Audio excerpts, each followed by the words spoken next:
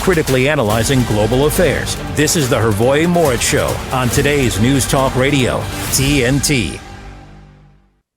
Joining us on the Rebel transmission for the first time, Kerry Baldwin, who is an independent researcher and writer with a BA in philosophy from Arizona State University. In addition to the content and courses on her website, mereliberty.com, she's also a regular contributor for the Libertarian Christian Institute. Welcome to TNT Radio, Kerry. Thank you so much for having me. Thanks for coming on. And I discovered you recently through your appearance on Chris Baker's Fountainhead. I first got to meet Chris, was it last year in Texas when I attended for the first time. It was my first time in Texas and my first time at a Ron Paul Institute conference, and so we got to meet. I've had Chris on the program. I've been on his Fountainhead as well, and I'm a Christian and I'm libertarian-ish. I wouldn't call myself a libertarian. The only category that I feel comfortable with classifying myself is Christian, pretty much. But tell us a bit about the work that you're doing. I'm very interested in what you're doing with Mere Liberty. I think there's a lot of good stuff going on there. Yeah, so my mission with Mere Liberty is to challenge and rethink prevailing paradigms in politics, religion, and culture. And I take that from a philosophically libertarian view and a theologically reformed view. So if your audience is familiar with Reformed or Calvinist theology, that's sort of the angle that I take it from. So I do talk about libertarian stuff, but I talk about a lot more. It really is issues that may be more tangential to libertarianism, especially culture and the church and how those things intersect. And then the other thing that I do is teach online courses in critical thinking using the Socratic method, and that I call my Liberty Seminar. Very cool. Yeah, I was looking at that, and for the longest time, Kerry, I've been obsessed with freedom and tyranny and liberty. Right, the last 20 years, we see everything that's going on around us. I've got right behind me the poster with Thomas Jefferson, "Liberty begins with you." I think that's from Liberty Maniacs. They do very cool posters and stuff like that. And I got that like over a decade ago. But just what's your sort of pulse, your thoughts on the current state of liberty in the U.S. And the world? It doesn't look good, does it? Well, I have to say, I sort of fluctuate between white pill and black pill. Sometimes I feel like everything is going to hell in a handbasket, and other times I think, hey, we're doing actually pretty good. And I think, if you think about it, we, in order to actually achieve a free society, we do need to do a little bit of purging. And so you're going to get these situations that are stressful or seemingly chaotic or things like that. So in some ways, I think we're going through some birth pangs. But I also think that we should be realistic and say it's not a foregone conclusion that liberty is going to be the final outcome. That is pretty white pilling, and maybe to just get your thoughts on the U.S. first, because it feels like in some ways what we're experiencing in the U.S., we may be entering uncharted territory. I had Daniel McCarthy on recently. He writes for Modern Age, Spectator. He was saying the system will be put on trial with this year's elections. There's talk of a second civil war, all this sort of crazy stuff. And then we've got what I think, this regime in Washington is trying to implement a one-party system. They're doing things like I've never, even I'm getting caught up in the mix. Others have far worse experiences, but just the fact, I still can't believe it. 2 years ago, the DHS bans me, a U.S. citizen, from PayPal. I'm like, what is going on? I thought, I'm an American. It's a free country, right? No. And now they're looking, domestic extremist terrorism. People like ourselves are increasingly being called domestic extremists. And so just your thoughts on what's going on in America. Well, I do think that the rhetoric is amping up and the desperation of the power brokers is amping up. And I call it desperation because when they get to this point, I mean, I've been a libertarian since 2008, right? And it's not like they haven't pulled shenanigans before, but they've been much more quiet about it. They've been, they've tried to paint it in a way that the public buys into as something that's good for us. They're not really pretending anymore. And I think actually that's a sign of their weakness. This amping up of authoritarianism and really shedding the facade of being the freest nation of the world in the world is going away, and that's because they're weak and they know it. So I know you mentioned I'm white-pilled, but I've seen this. I've seen this before with authoritarianism in other realms, and it really is a signal of their weakness. Yeah, that is an excellent point. I mean, that is just logical. It's factual what you just stated. Otherwise, they wouldn't be doing what they're Right. doing. And then, any thoughts on how much does globalism factor into your libertarian calculus? We've got the World Economic Forum, the biosecurity state they want to implement via the WHO and the UN. Just any thoughts on the whole Great Reset project? Right. I mean, obviously, that is a nightmare. I am encouraged, though, to see the protests around the world concerning that. And again, I don't think it's a foregone conclusion that they're going to win. I think that's what they want us to believe. Part of my research has been, and this has been from even my own experience, has been in the realm of abusive relationships. And that's how I see, our relation to the state and certainly the relation to the World Economic Forum and these globalists. And in abusive relationships, the abuser wants to take the path of least resistance. And so if they can persuade you that there's no hope for you, you should just go along with it, and you do it, that's them winning. And I don't see that that is a foregone conclusion. I think that especially when Klaus Schwab came out and named libertarianism as public enemy, number one, I think that was a sign of his own fear about about the impact that libertarianism has. And if he's willing to say it on the public stage, that means that libertarianism is having an impact, and we should keep doing what we're doing. Most definitely, we should all keep doing what we're doing, because I don't think we have a choice. If we stop, we're completely screwed. And I'm getting many guests, such as yourself, saying evil will never prevail. It might get ugly. Some of us might not make it, but truth wins in the end. I had on my podcast last year Ron Paul, and he was saying that what we're doing is we're modern day pamphleteering. And the most important thing to do is just keep speaking the truth in every which way that we can, in person, digitally. We are talking to Kerry Baldwin. Check out her website, mereliberty.com. She's got courses that may be of interest to you. Follow her on Twitter X as well. And you're talking about education, and also I'm having a number of guests. I talked to Jeremy Ryan Slate. Will be back on the program next week. And he was saying one of the biggest solutions is education. And, we think about tyranny throughout the ages, Hitler, Lenin, and they focused on the youth. And if we think about the current scientific dictatorship, the technocracy, their focus is now on the youth, to get the youth to accept these digital technologies, the digital IDs. 2021, I was teaching virtually from right here from this seat to Kazakhstan. I was living in Kazakhstan for a few years as a teacher.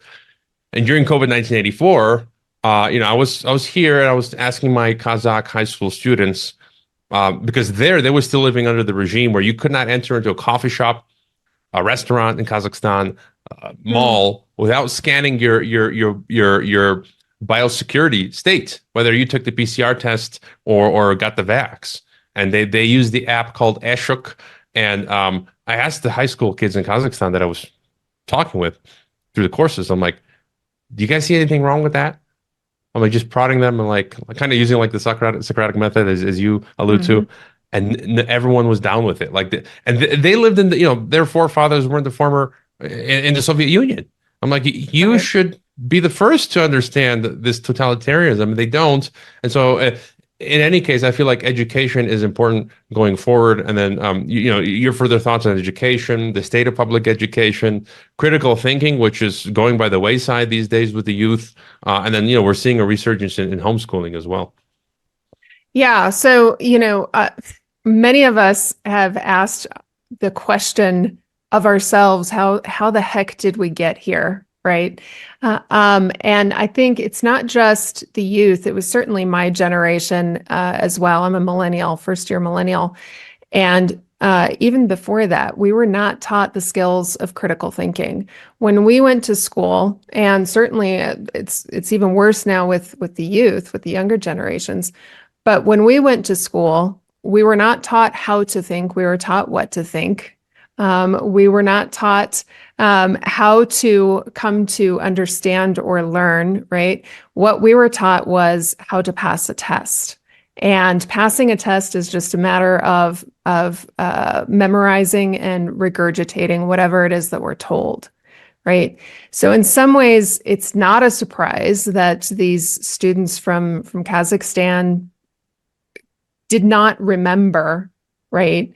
Even their own history about the USSR and that sort of thing, because I'm sure they weren't taught that, and they certainly weren't taught to think through that. And that's true of students in the United States, but this is true of our generation as well. If you look at, you can do a Google search for critical thinking skills in the workplace, and it's in high demand because it's been on the decline. And this is a skill, critical thinking and skills that are associated with it are skills that you not only have to learn, but you have to practice and you have to keep using. It's like, when you go to the gym, right, and you start building muscle, you have to keep going in order to maintain a certain level of strength. Well, it's the same thing with critical thinking. So what I teach with my courses is I take you back to basics. Now, a lot of us, when we think about critical thinking, we think about analyzing and synthesis and debate and, why is this idea wrong and that sort of thing. And that's actually not what critical thinking is. Critical thinking is about coming to understand an idea and conceptualize it and see every facet of it before you even get into, is this a good idea, the analysis. So I've broken down that sort of learning process into steps so that you can see it. Most of us, because we weren't taught how to think, we don't know that there's this process to it, or that there's steps that we can take to go through it.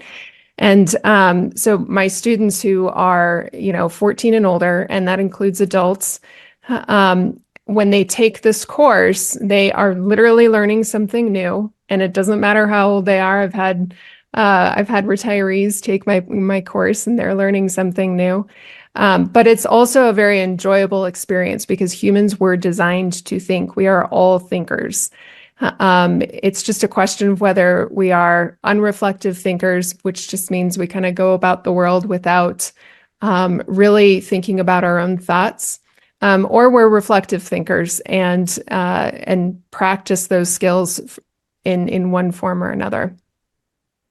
And it's funny that I interview you today because this morning, I know it was last night or this morning, there's this clip that's been going viral on Twitter related to maybe you've seen it, J.K. Rowling and transphobia and critical thinking, and the teacher uses the Socratic method, and you see this, and I at first I couldn't finish the video because I just couldn't stand the student and how brainwashed and indoctrinated he was, and you realize that people today, they're just parroting. The elites, they use this Tavistock, Delphi method, group consensus stuff. And it's just like, it's the group consensus. It's this feeling of like, We got to be part of the group. We don't want to be the black sheep. But the teacher's just sitting there using, I think, the Socratic method, just asking the questions nonchalantly, saying, and he shows that these people never have proof. When it's like J.K. Rowling is transphobic. Okay, can you give me an example? I can't. That's what the group tells me, and I'm like, well, show me an example. And then as he goes through it, the Socratic method, at the end, I think he sees that J.K. Rowling is not transphobic. Right. Your further thoughts on that? So I love that clip. And I reposted that clip to say this is a perfect example of not only how I teach, but I teach you to do that very thing. So the first thing that you mentioned was that you couldn't finish the clip because you had this visceral reaction to it, right? So, and the instructor didn't. So this is actually one of the first things that I teach in my course is how your emotions relate to your own thinking. Because that's not something, even in critical thinking courses that exist right now, that's not something that anybody's going to teach you, is to reflect on your own emotions and why you're having them. So let me ask you, why did you have the visceral reaction? It would have been just how far gone that person was in the programming. And I just felt like, this is so obvious. Well, not just that it's so obvious, but just I don't know. It's just because I think they're like on the other side, and I also feel like that way of thinking is evil. Because we can apply it to the COVID stuff, to everything, because it's the programming of the evil system. And the evil system that says, that's shamed us, that, oh, you're right. Anti-vax, you're this, and for many years we've been on the other side, receiving that. I guess that's part of why I couldn't finish it. So did you ever go back to the clip and finish it? I took a moment and I did go. Yeah, I did eventually. Okay. So in 5 minutes, this very calm teacher was able to talk with the student and get the student to come to a place where they were saying, wait, I don't have a problem with what J.K. Rowling was saying, right? He completely 180 changed his position. And he even said, wow, I feel stupid. Okay. And so here's the other part about teaching critical thinking with the Socratic method. The teacher responded to him with, don't worry about it. That's why we're here. So here's the other thing that you didn't learn in school. You did not learn to be comfortable with your own ignorance. And that is a huge key to learning how to think critically, is you have to be comfortable with your I don't know. What I tell my students is that I don't know is the compass rose of discovery. We were taught in school that I don't know is a bad thing. You get a big fat X or a big fat F, right? It's wrong. Don't, you get shamed if you're wrong. Those are all things that we were taught in school. That's absolutely wrong. Let me tell you something. We are wrong more often than we're right. And when we are wrong, that is the learning opportunity.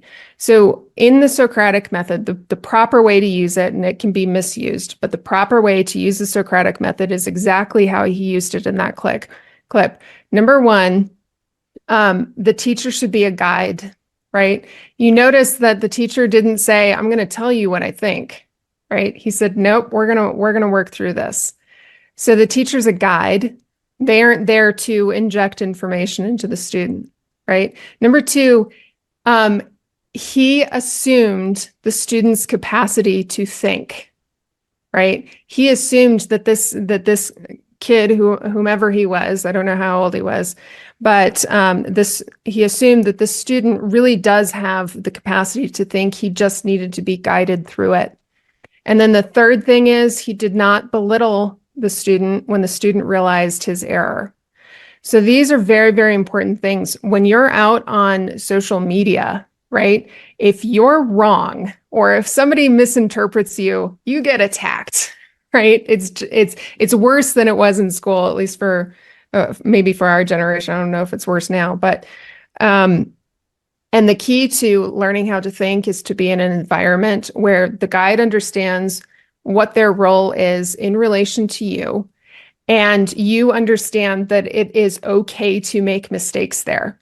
Because even if you make a mistake and you say something that's wrong, we get to use the Socratic method to actually figure out why it's wrong. So let me tell you one story. One of my favorite students, she was actually a homeschool student, but she was very enticed by socialism. And when she got into my class, she was a high school student. When she got into my class, first thing she wanted to do was she wanted to debate me.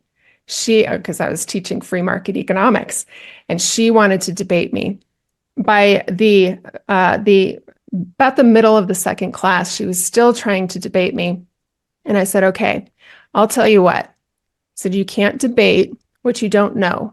So you listen to the lessons. Let me take you through these exercises. You can learn all these things about capitalism and free market economics. And if at the end of the course you want to debate me, then I'll debate you. She said, deal.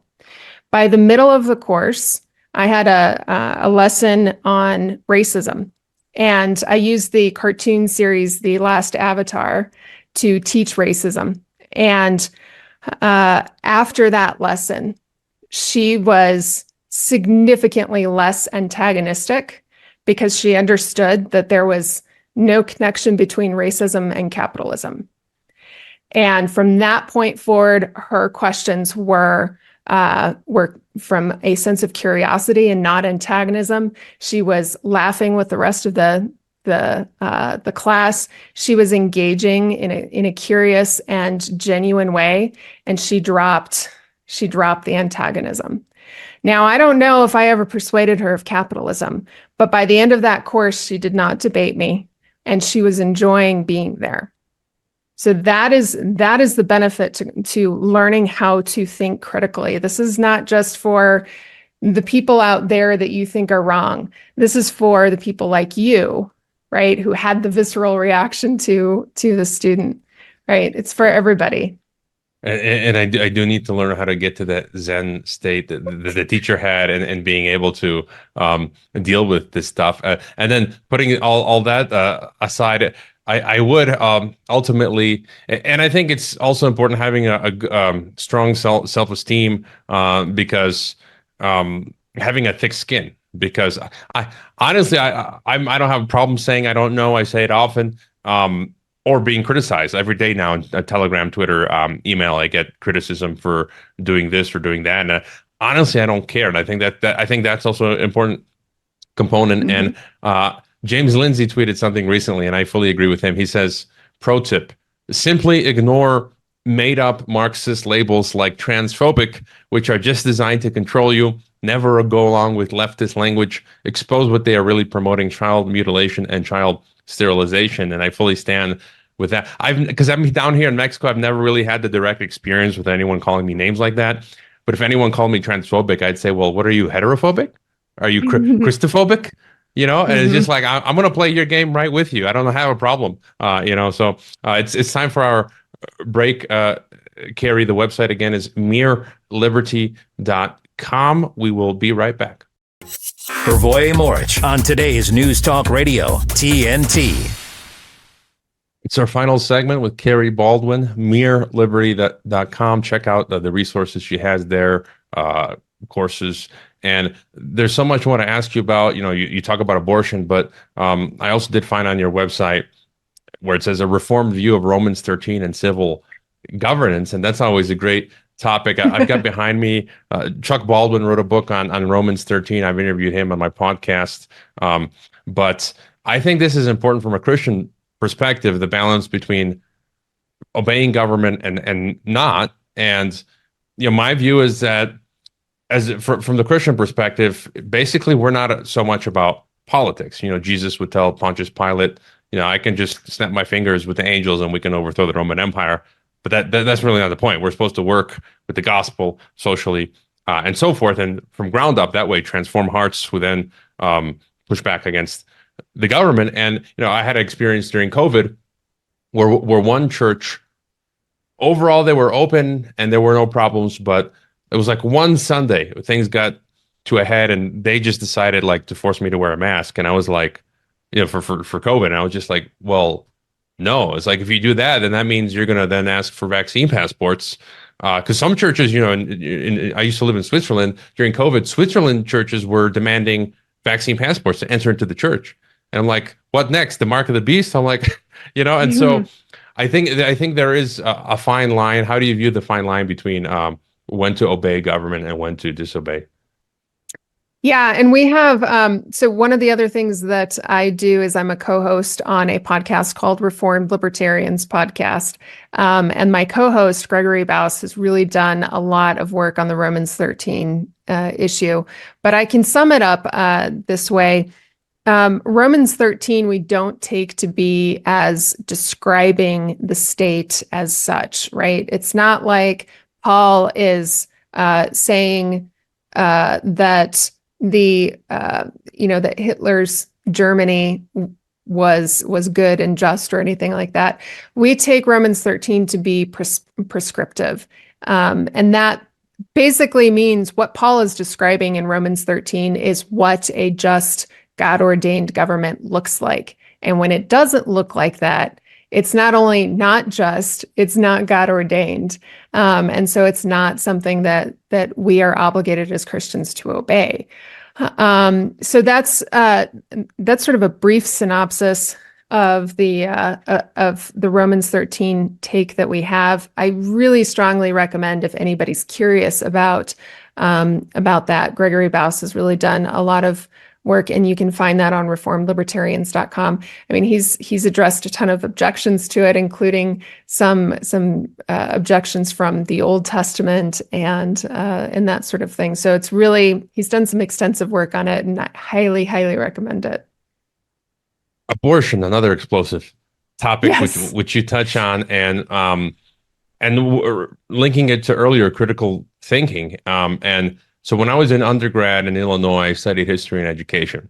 And this was kind of while I was still in the early process of waking up to everything that's going on. And it's really, as you say, we're like NPCs or lemmings as high school students and undergrads. And I go in, I'm not having any critical thinking. I'm just like, my mind, just whatever they put into my mind. And I was assigned by my history teacher of whatever that class was to write an 8-page paper on Margaret Sanger of Planned Parenthood.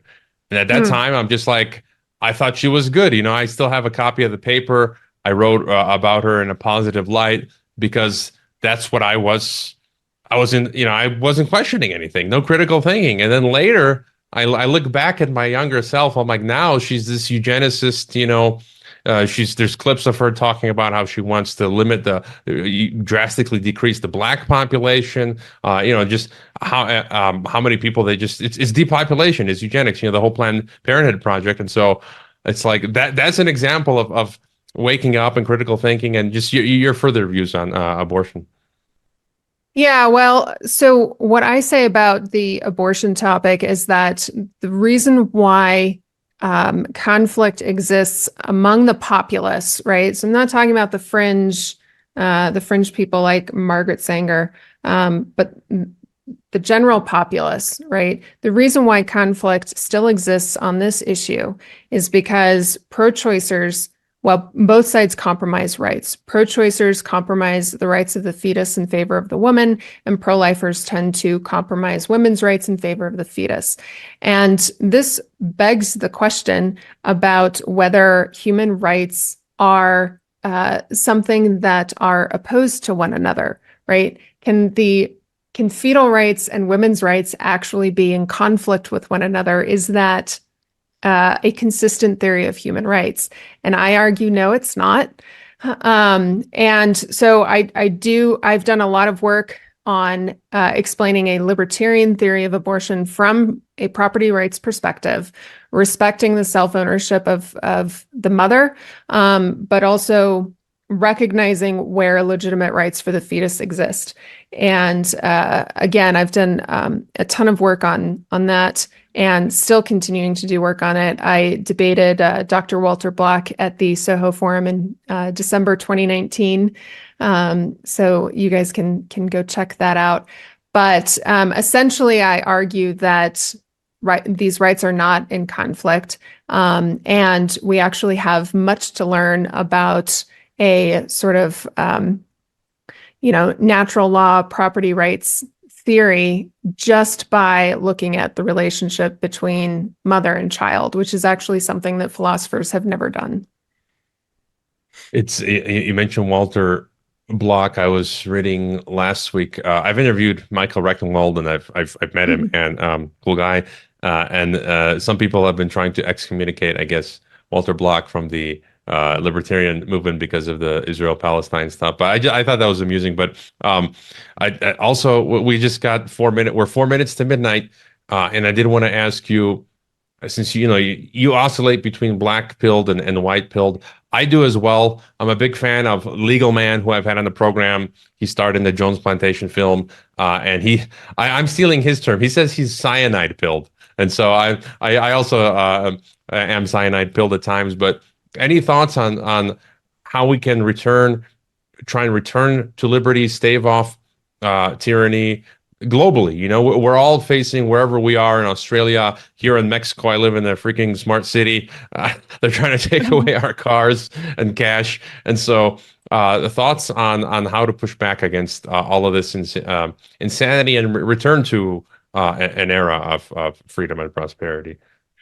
Yeah, so I have thought about this, and libertarians believe that order comes spontaneously through the voluntary interactions of human beings, and that it's actually the imposed, quote unquote, order from authoritarians that is chaos. So if we want to restore order, the way to do it is by interacting with our neighbors, our friends, as much locally as we possibly can. I recall an interview. Well, I guess it wasn't an interview, but it was a podcast episode that the economist Bob Murphy did, where he talked about the Velvet Revolution, and it's called the Velvet Revolution because it was a peaceful takeover of a communist dictatorship. And that was done not through violence and not through trying to be authoritarian themselves, but through talking to their neighbors and, pamphleteering, like Ron Paul said, and really making noise, because that is our comparative advantage, is speaking out and, digging our heels in on principle, going back to principle, for crying out loud. So that's how we do it. We do it from the bottom up, because that's where order naturally comes from. And I was actually, last night I came across a quote by Alexander Solzhenitsyn talking about violence, and it was kind of out of context. And I found the paragraph, and he talks about violence is never the way. And sometimes there are people in my chats or on the TNT chat or my Telegram chat advocating for violence against the government. And my first instinct is like, you're either a Fed, because the federal government wants you to initiate violence. Right. That's not the way. And as you say, history shows us it's always non-violence. They can't they have a hard time when you're successfully non-violent. They want you to give them an excuse to crack down. And so right. I totally agree with you. We're 1 minute to midnight. I had more questions, but any final thought for us, and then you can let us know about all of your projects and where to find you. Well, man, I really encourage everybody to really think about what it is that their skills are, and how you can improve them, and how you can share that with your neighbor, and really influence liberty from the ground up. And if you want to know how to do that, I am teaching the course, and I have open enrollment right now. You can go to libertyseminar.com, which takes you to a page on mereliberty.com to find out more. Well, keep up the great work, Kerry. Thanks for being on TNT. Thank you for having me. All right. I'm signing off. Steve Malzberg is up next. Keep on rocking in the not-so-free world. And as Patrick McGoohan used to say, be seeing you.